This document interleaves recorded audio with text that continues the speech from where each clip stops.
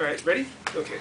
Well, as you all know from my speeches in the past, I told you that I spent an entire year of my life not doing much of anything productive. Correct? Okay, so it may come as a surprise to some of you that that was a lie. I did do something important. Well, important to me, at least. It was, I spent a good portion of my time playing a board game. I know. Board games? What? What? Anyway, I was playing a board game called Diplomacy. And I came here to talk to you about that game. Alright, my name is Siesto, as many of you may know. I rhymed. Anyway, as many of you may know. And I'm a bit of an addict. Over the summer, I went to a tournament. It was called HuskyCon. It's known as one of the greatest, or rather largest gatherings for the hobby, if not one of the largest gatherings in a residential dwelling. It was right here on Long Island, out east a little ways. And 49 participants. I placed 23rd overall in the tournament, which is not bad for a first showing, you know. So, you know, I'm a guy who knows his stuff. So, somebody get the projector and I'll get the lights, but somebody get the projector, please? Oh, well, you could have told me that earlier. Anyway. It's not good. You have to give it a couple seconds. Computer's on, so I'll set up Alright, well, to fill some time, I'm going to talk to you a little bit more about some of the basics of the game. I already pressed the down button. It's warming up. Is it warming up? Okay, so, yeah, okay. So, It's powering up. while we're waiting, I'll discuss some of the basics of the game.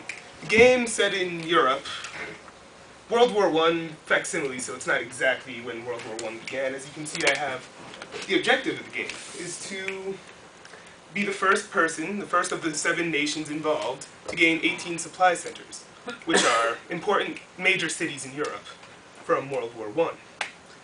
Now, you can recognize the supply centers, as it says here, by little dots. Countries you can play as are France, England, Germany, Russia, Austria-Hungary, World War I, remember, Austria-Hungary, Italy, and what did I leave out? I left something out. Did I say France? I'm pretty sure I said France. Well, we'll find a map eventually. I know this stuff, it's just a little nervous. Well, there's a map you can see most of the board. So we have Turkey, Austria-Hungary, Italy, France, England, Germany, and Russia. There we go. Okay, and you play as you pick one of these 7 powers. Actually, it's done at random, but the point is you play as one of the 7 powers. And there are orders you can do. There's the hold order, most basic. No, your unit does nothing. The move order, again, another very basic one. Your unit moves from one area to another. Adjacent territories, all that good stuff. From there we have the complicated moves. Support holds and support moves, which, well, before I get into that, I should explain that every unit has a power of 1. Basic power, and the unit of 1, any 2 units that move in that have the same power, I can step a lot, anyway, any units that have the same amount of power, when they move into the same territory, it's what we call a bounce. They go together, and then they bounce out because neither one can conquer.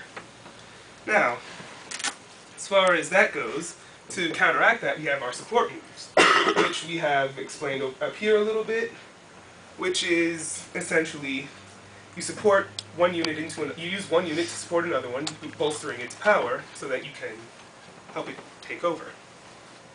There's also another move, another special move.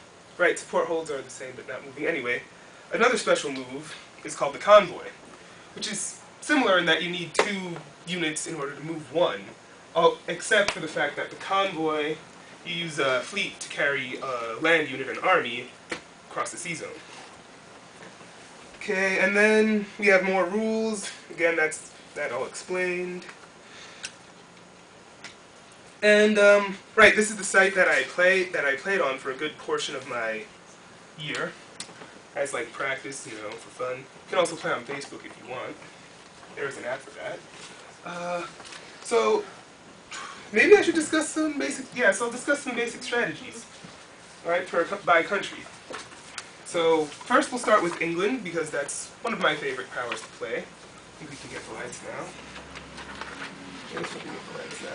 start with England, one of my favorite powers to play as, which is it's a corner power. Maybe I should leave it no. It's a corner power, so it's easier to play defensively. You don't have to worry about getting attacked from all sides, just, the 2. 3 if you're unlucky. And essentially, England's best ability is by building naval powers, amassing a navy, and early on you take on either Russia, France, or if you're really daring, both. Not recommended. Not recommended.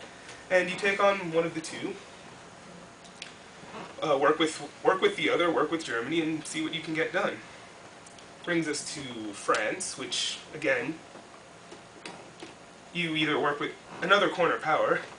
This time you have 3 nations boarding. You have Germany, England, and Italy. You work with one of those 3 against one of the other 2, and hope the other one doesn't attack you. Now, as you can see, most of the nations pretty much go like that. I'm not going to go into too much detail with that, right?